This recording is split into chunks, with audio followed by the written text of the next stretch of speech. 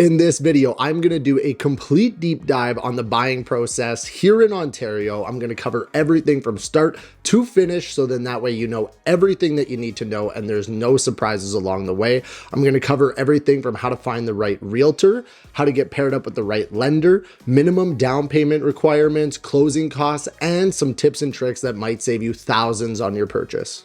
What's going on, everybody? Welcome back to the channel. If you're new to the channel, my name is Demetres Giannitsos with eXp Realty. I'm a real estate agent here in the Toronto area. And if at any point you're watching this video and you want to book a call directly with myself, I've left the first link down in the description below where you can book a handful of free calls and we can discuss anything you got going on, whether it be buying, selling, or you just want to chat and pick my brain about your situation. Also, if you're getting any value from these types of videos, make sure you like this video and subscribe to the channel. This helps the algorithm make sure that this video gets in front of the right people looking for this type of information. With that being said, let's get into the video. So this video is going to be a little bit different than a lot of my other videos. It's going to be a little bit longer because I want to make sure that I go in deep and give all the information. It's going to be really good for anybody who's maybe looking to buy and they've got questions, but they're not quite ready to reach out to a professional. So then this way, it's a one-stop shop guide where you can get all your information and then you can reach out to your trusted professional when the time is right. I'm also going to set this video up into little chapters for anybody who wants to skip ahead. And we're basically going to be covering 7 key points here. We're going to be going over how to find the right real estate agent, getting approved and minimum down payment requirements, setting up search criteria, showings, writing an offer, contract to close, and then of course, closing costs. Okay, so step 1, finding the right real estate agent. Okay, so a lot of people will say that your first step should be going out and getting pre-approved. And while I don't completely disagree with that, I do think that there's a big advantage to finding the right realtor first, who can then connect you with the appropriate lender for your specific situation. Okay, so a lot of people will just say go to their bank or go to, someone that they know and get pre-approved, but that person may not be the ideal lender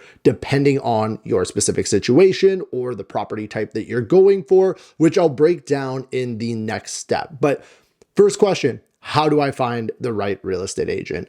I will say there is a ton of realtors out there and it can get pretty confusing on who you should use. As a real estate agent, I really do think that our biggest value proposition that we can bring is being someone that you can completely trust. So it's really important going with someone that you trust to handle this deal for you, someone that you feel is experienced and really cares about getting you in the right property that suits your needs, getting you the best deal possible, rather than going with someone who's just maybe looking for a quick commission check and wants to move on. So how do you find the realtor that you want to work with? I mean, I'm going to be honest, it's pretty easy to find a real estate agent in Toronto. I mean, there's a million of us, but finding the right one, you got to do your research. You really got to grab that agent, put them into Google, look up their Google reviews, look them up on social media. Do they do it full time? Do they work with the property type that you're looking to buy? Are they experts in that niche? And above all else, again, do they have a good reputation? Do you trust them? So what I would recommend is definitely finding that agent, doing your research, and booking a call. Most agents should have some sort of a way where you can contact them, whether it be, a buyer consultation over the phone, over Zoom call, and just chat with them. Do you get a good feeling from them? Are they giving you information? Do you feel like it is a good fit? And really going with your gut on this. Keep in mind that the agent that you select should have a solid team in place. They should be able to connect you with the appropriate lender for your specific situation. The lawyers, the home inspectors, everything that has to do with the transaction, your real estate agent should have a really good contact that they can connect you with. And that's why I think it's so important to pick the real estate agent first, because they are going to connect you with all the other people, and good people typically know other good people. So once you figure out a few agents that you want to talk to or work with, and maybe you have to interview some to find the right one, once you find the right one, they are going to really sit down with you and go over exactly what your situation is and get a full understanding of it and what you're looking for and why. From there, they can connect you with the appropriate lender, which will take you to step 2, which is getting pre-approved. Before I get into the pre-approval process and whether you should pick, a mortgage broker or a mortgage specialist at your bank, I want to go over the minimum down payment requirements. So in Canada, if you're buying a home less than $500,000, the minimum down payment is 5%. Okay. If you're buying a home between 500,000 and a million, the minimum down payment is 5% on the first 500,000 and then 10% on the balance from 500,000 up to a million.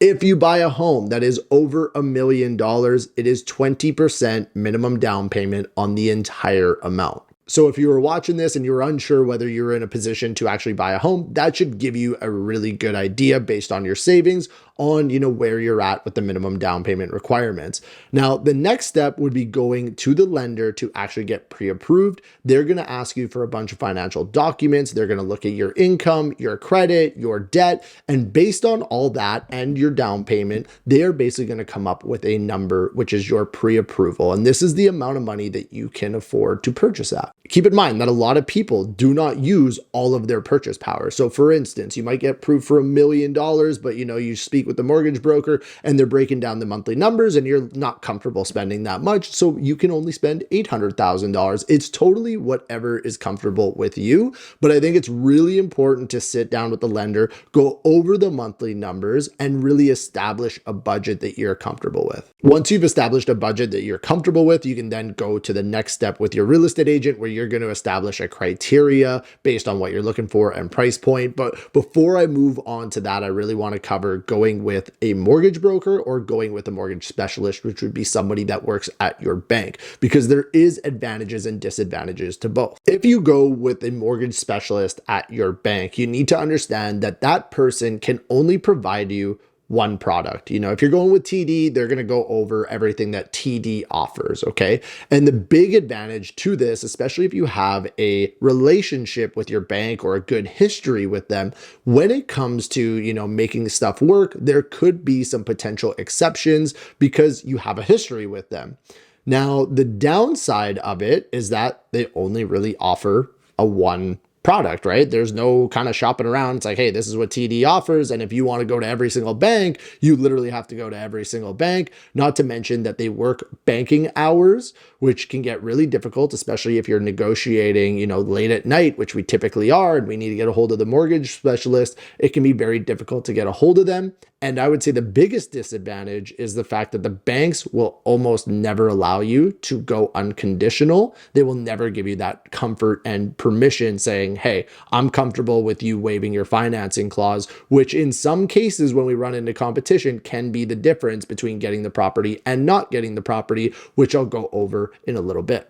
Now, if you work with a mortgage broker, the mortgage broker's job is to basically shop around and get you the best rate among all the lenders, okay? So obviously there's an advantage of that. You don't have to go to every single bank, not to mention that they are typically more available. They don't work banker hours, and especially if your agent has a good relationship with this mortgage broker, I can call up my mortgage broker at, midnight if we're still negotiating, and we can run the numbers and just double check, make sure that everything is good to go. Not to mention that they typically will also give you a little bit more comfort in the fact that you could go unconditional, or they're more likely to tell you and give you confidence that you can waive your financing condition if needed, if we run into competition, which sometimes is the make or break of actually getting a property. Because what they could do is, let's say that they can run the numbers and make sure that it makes sense at, Scotiabank, but Scotiabank denies it. Well, they can then take your deal and go to another lender and get it approved, where somebody at the bank really only has one option. And if they can't get it done, they don't really have a plan B for you. Again, there is fairly strong pros and cons to each, and this is why I recommend going to your real estate agent who should have good connects at each bank and have a really good mortgage broker, and they can put you in whichever situation suits your specific needs. Okay, now that we've got our pre-approval in place, like I said, you're going to go on to the next step, which is establishing a criteria with your agent. And I feel like a lot of people skip this step, and it is crucial because you can waste so much time if you ignore this. So you're going to sit down with your agent and your budget and really have a conversation as to what you are looking for, why it's important to you, and discuss timelines, everything. So then that way the agent can have a full understanding of your picture and really start to do a lot of the research online before you head out on showing. Some things that you want to keep in mind during this research phase is really understanding, why are you buying this property? Is it an investment? Is it something that you want to live in? Because we do need to treat them differently, because there are specific properties that are better investments and some that are better for living in. And you really really want to consider, the location. How close is it to transit? How far is your commute? Maybe you have kids and you really want to dive into the schools. Whatever it is, you're going to want to kind of do this, or at least the bulk of it, in the research phase. So then that way you can get really dialed in on what it is that you're looking for. Start to paint that picture in your mind and your realtor's mind so that they can actually send you properties that you want to see. Now that we've got our criteria fully set up, now you're going to move on to the next step, which is going on showings. And one thing that I really recommend and do with my clients is the first day that we go on showings, this isn't, we're locked and loaded and ready to offer on every property. It's more of an education day. Okay. This is a day where we're going to go see properties. We're going to go learn exactly what's important to us, what we like, what we don't like. So then that way we can feel confident that when we do find the right one, we know it's the right one. We feel good about it and we can move forward appropriately. So the first day, I typically try to book as many properties as humanly possible. We'll find a day where, everyone's off work and, book out the entire day. And this could be 10 to 15 properties. And I do this because I find that it creates real reference points. So for instance, if you go look at one property this week, a next property a week after, and then another property 2 weeks from now, it's really hard to get a really good understanding of what you like and what you don't like, because you're trying to remember back to the other one, and this one was last week, and remember that pink one, whatever. You kind of feel like you get nowhere. That first day, when you go look at 10 properties, you're really going to find out, hey, I need that extra parking space, or hey, we need to be in this neighborhood because we went and drove to that one this morning and we don't like it. So you're going to have real-time references, and you can actually tighten in your criteria even more. And again, having seen 10 to 15 properties, you've seen properties you like, you've seen properties you don't like, and even after a week, you might see what they sell for and actually get a better idea, having been in them and then seeing the sale price on what the value in the market actually is. So after this big education day, most people are like, okay, I've even tightened my criteria further. I've got a really good idea of what I want, and I know exactly what it's worth. So when one comes up, at that point, you can message your agent and be like, hey, I want to go see this one tonight. And you can move quickly, and you already kind of know, hey, this is worth about this based on the last one that we saw last week that sold for XYZ. I find that this makes everything go a lot smoother and makes people feel a lot more comfortable when it comes to actually finding the right home. So I really do recommend not skipping that step. Now, when it comes to actually going on the showings, a couple things to keep in mind, okay? When you see a property that is completely staged, all right, you got to really try to disconnect yourself from the actual, the items in the house, and really try to see, the house itself. Staging is great. If you're a seller, you definitely want to stage your home because it works. It helps grab the hearts of all these buyers. But if you're a buyer, you're going through the home, try not to fall in love with the staging. And sometimes the best homes or the best deals are the ones where you can maybe see past the crappy photos, or you can see past, the paint if the agent maybe didn't do the best job marketing the property. It really depends on what's important to you. If you're looking for that dream home, just understand that the staged ones that look great are the ones that you're going to have to probably compete for, and that you're probably going to have to put a pretty good price down to get.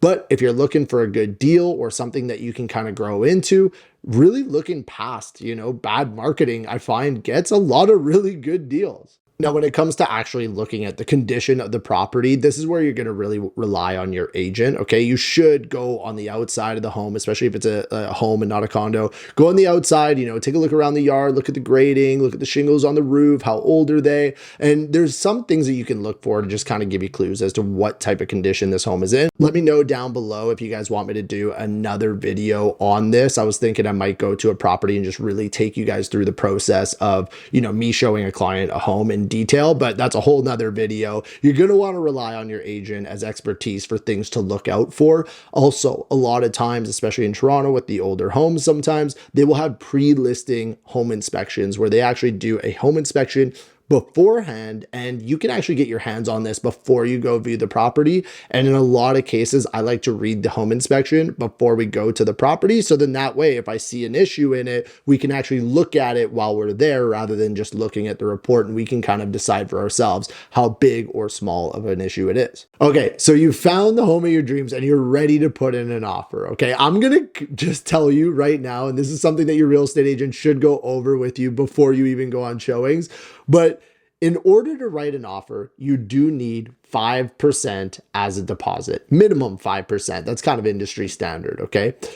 Keep in mind that this 5% will have to be given to the listing brokerage within 24 hours of an accepted offer. And I emphasize this with all my clients because the last thing you want to do is find out that your money's tied up in a GIC and you can't get it out for 72 hours, or it's tied up in a savings account and you don't have access to it easily, or you're with an online bank and there's no way to get a draft for 3 days.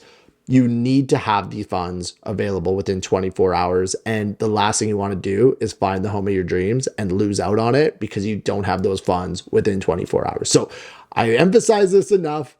Make sure that you have those funds readily available when you go on showings. So then that way, if you do find something, you're in a position where you can actually make an offer on it. Now that I've got that out of the way, okay, let's go over actually writing an offer. I think the biggest thing when it comes to writing an offer is understanding the pricing and the pricing strategy of the home that you want to offer on. So typically in Toronto right now, there is 2 very common pricing strategies, and I call them holding back offers and offers anytime. So holding back offers is when a listing agent will list the home below market value, and they will basically say, hey, we are going to take all offers to purchase this property, say next week on a specific day and time. Okay.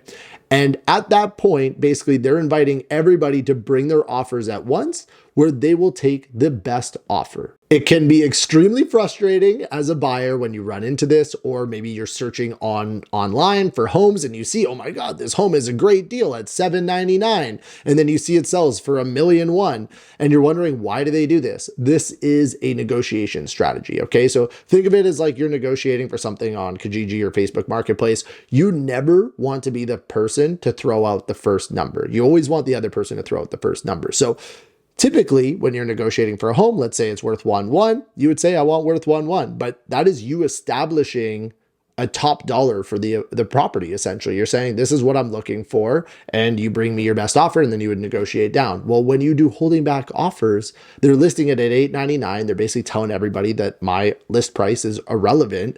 I want you to tell me what you're willing to pay for my home. And what this does is it creates no ceiling for the seller. And it also simultaneously will sometimes actually create competing offers where they will actually battle against each other and, create somewhat of a bidding war. Now, this strategy only works in a hot market, and depending on what property type you're looking for, whether it's a condo, townhouse, detached, and the area, this strategy sometimes works and it sometimes doesn't. And this is where you're going to rely on your real estate agent to help guide you appropriately, saying, hey, you know what, they're holding back offers, but the market's a little bit cooler in this neighborhood. I think they might only get 1 or 2 offers, and this is what we should offer.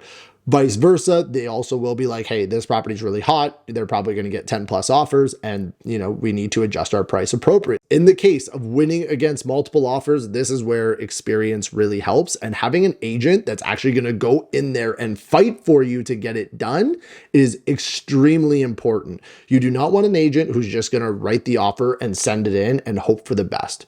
There is a skill to this. There is an art to winning multiple offers, and you need to make sure you got an agent who can go in there and get it done. One other thing that's really important when it comes to trying to win a home in competition, and this is something that is going to save you literally thousands of dollars, and it's very simple. You just need to be organized, okay? If you know that you are going to be competing against other buyers, you can actually make your offer more appealing by having what we call a clean offer with no conditions. So when we talk conditions, we're talking about home inspection, financing, in which point a condition is basically, think of an out to the agreement, okay? If you have a financing condition in, that gives you, say, 3 days to take the agreement to the lender. And if the lender can't get it approved, then the deal falls apart. You get your deposit back and it's like it never happened. You basically exited the agreement. But with a firm offer, this is a full commitment. In a lot of cases, it's a little uncomfortable sending in a firm offer, but it does make your offer much more appealing and gives you a much higher chance of winning in a multiple offer scenario. And all you have to do is do your due diligence beforehand. Like I said, if you've been connected with the appropriate lender who can give you the confidence of knowing that they can get it approved at a certain amount and they've got plan Bs in place and they've discussed everything with you, then great. home inspection. Maybe they have a pre-list home inspection that we can look over and have confidence that we can go into the house without a home inspection condition. Or if they don't have one, we can even bring in a home inspector in most cases before offer night, have them look at the home for you and give you that confidence. It's going to be up to your agent to set all this up and make sure that they put you in the best position to get the home at the cheapest price humanly possible. And I say cheapest price because conditions are really worth money. I'll give you an example. Last year, I had a home listed at $999 and we got 10 offers. The top two were 1.1 and 1,110,000. So one was $10,000 higher than the other, but the one that was $10,000 higher had two conditions, financing and home inspection, where the other one was clean. So my clients actually went with the lower offer because they were fully committed to the property, where the one that was higher, they had an out from the agreement. And if we lose the one that was $10,000 higher, let's say they back out on financing or home inspection, and then 1.1 is no longer around, let's say they bought somewhere else, the next highest offer was $1,025,000. So really, when it comes to going in clean, it's a matter of doing your homework beforehand, satisfying your conditions before you write the offer, which is a little bit more work on your agent's part, but it puts you in the best position to actually get the property and also get it for the cheapest price. Now, when it comes to the other strategy, which is offers anytime, these are typically listed at where the seller's expectations are. This is much more straightforward. Let's say they want $1.1 million for the house. They're going to list it at 1.1, or maybe they'll list it at 1.125, and then you will go and negotiate down. In these scenarios where it's one-on-one negotiating, it's much easier to get financing conditions and home inspections in place. It is a lot more enjoyable to negotiate one-on-one. And depending on the property type that you're looking for, the price point, there is a ton of homes that are on the market with offers anytime. And then again, on the flip side, if you're going after a very competitive type of property, you might be running into competing offers. So it's really important that you understand what the market is doing in the specific property type and area that you're looking in, because this is really going to tell you how to actually, position your offers and give you the best chance of getting the home that you actually want. When it comes to picking what price you're actually comfortable with offering, your real estate agent should be sending you the most recent comparables and breaking them down for you and showing you what the market is saying that home is worth. So basically, if you're looking for a 2-bedroom, 2-bathroom bungalow, they're going to sell you all the recent sales in the areas of similar property types, and you can break down, you can look at the photos, or maybe you even went and saw that property that last week in your educational showing day, and you know that that one sold for this one should sell a little bit more. You're going to make adjustments for renovated kitchens and bathrooms and all this type of stuff, but your real estate agent should be able to show you and not just tell you a number that they think that it'll go for. They should be able to prove it with the actual comparables, and then also give their expertise on top of that, depending on how the property is positioned with the pricing strategy. So let's say you wrote an offer, you got it accepted. If it's a firm offer, you're fully committed to the property, which is great. Now you just have to wait till closing. If you have conditions in your offer, maybe you have a 2-day conditional period to take it to the financing and get it approved, and also have a home inspection and get that satisfied. So if you're happy with the home inspection, great, you move on with the property. Maybe you find something in the home inspection that you're not completely satisfied with, or something that you didn't realize was there. You can actually open up negotiations again. Or if you're just not comfortable with the home, you can simply back out because you have the conditions in place, which are an exit from the deal, at which point the deal will fall apart. You get your deposit back and you can move on just like it never happened. Now, assuming that we have a firm offer in place at this point and we've satisfied all conditions, really, you're waiting till closing day, okay? There's going to be a moment where everything kind of just calms down. You're going to feel like there was this crazy rush, and you went through maybe multiple offers, or you went through tough negotiations, you got the home, and then it's like, okay, now I just got to wait for like 2 months or however long you're closing in. Just typical closing is going to be anywhere from 15 to 120 days, depending on the situation, all negotiable. But in that period, what I typically do is book a couple purchaser visits. So you have the right to enter the property after it's gone firm and, take measurements, if you want to order furniture or if you want to bring your family. I've had lots of people bring their family and just show them, hey, like I just bought $1 million house, like it's super cool. And it's actually a really really fun time to just go check out the property. Now, during these purchaser visits, your realtor should go around and take a look at all the appliances, all the electrical systems, make sure everything in the house is in working order, okay? This is really important because anything that gets missed before closing, you've bought the home, you've given them the money. It's very hard to fight back and be like, hey, you know, this oven isn't working. Where if you catch it beforehand and you have proper warranties in place, which in most cases you will, assuming you have warranties in place, you can actually go back to the seller and be like, hey, the oven's not working, you know, can you fix it? Can you replace it? And they will, as long as it's in the contract. So really important that you do your purchaser visits. I will actually do usually the first one, we check all the appliances, make sure they work. And then the second one, we'll go back and make sure that they fixed anything that they should have fixed, and then also confirm that they're working. That last one, I typically do about a week before closing because you want to make sure that everything's working very close to your closing day. Now, when it comes to actually getting stuff done in order to close on the home, about a week before closing, you're going to have a conversation with your lender. You're going to discuss all the financing stuff and do the final signatures for that. And then a few days before closing, your lawyer is also going to set up an appointment for you for signing some documents and also dropping off the remainder of the down payment check. Okay, so they're going to tell you, walk you through all the steps that you need to do. So don't stress about that, but you're going to do all those activities very close right before closing. Other things that you're going to want to do before closing is switching over utilities. You're going to want to set up movers, line up any contractors if there's any work to be done at the house, order furniture, all that typical stuff. And again, your agent should have a checklist that's going to walk you through all those appropriate steps for you.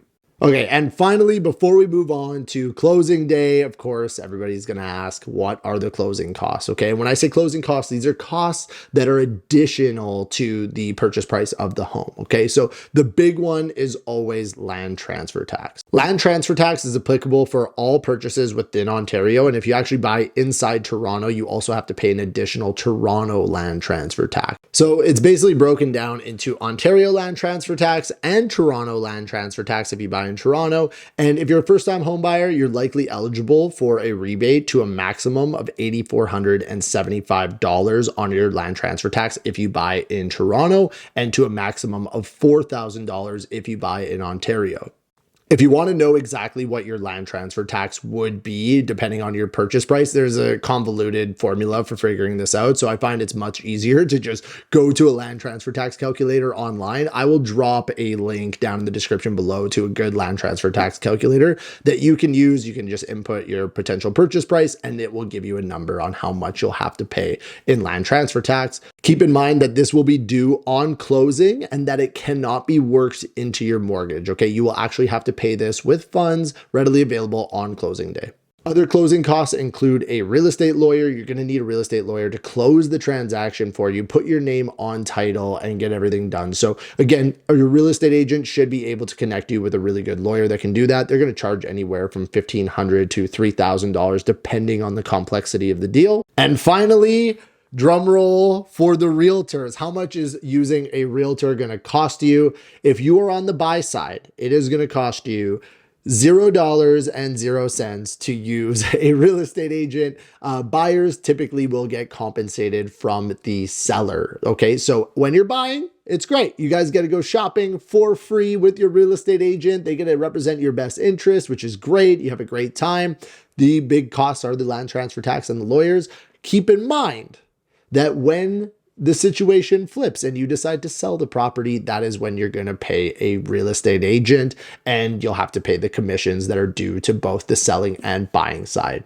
Now that we got closing costs out of the way, we are finally on closing day. And honestly, there's not a whole lot to go over when it comes to closing day, okay? This is basically the day that the funds are going to get transferred from your bank account or your lender to the seller, and the seller is going to give you the keys and you can move in. Again, before this, you should have utilities switched over, you should have insurance in place, movers lined up, all that good stuff, and your agent should give you a checklist on all the stuff that you need to get done pre-closing.